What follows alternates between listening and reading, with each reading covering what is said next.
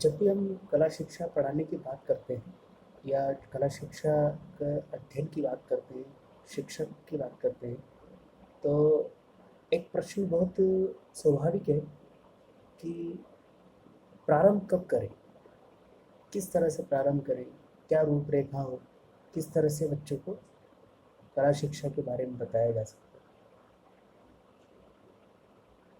क्योंकि ये एक शिक्षक की स्वविवेक का कार्य है।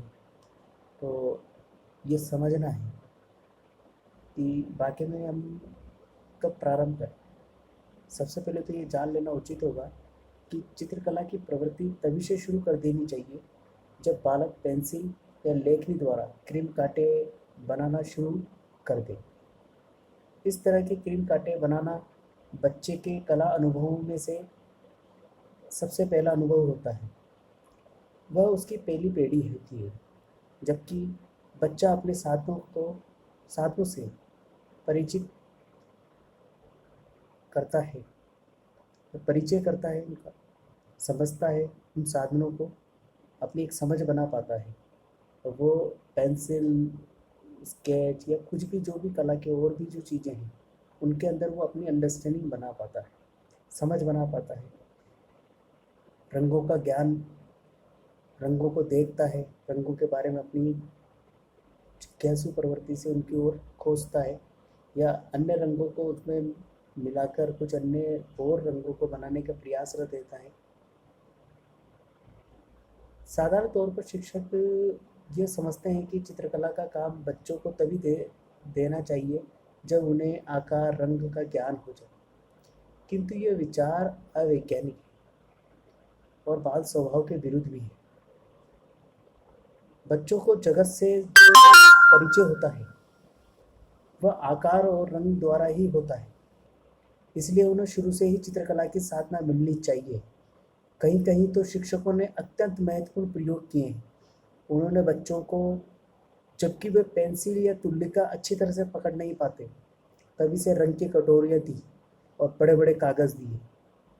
बच्चों में रंग हाथ डुबोकर कागज़ पर तरह तरह के आकार, छंद आदि बनाने के आनंद होता है।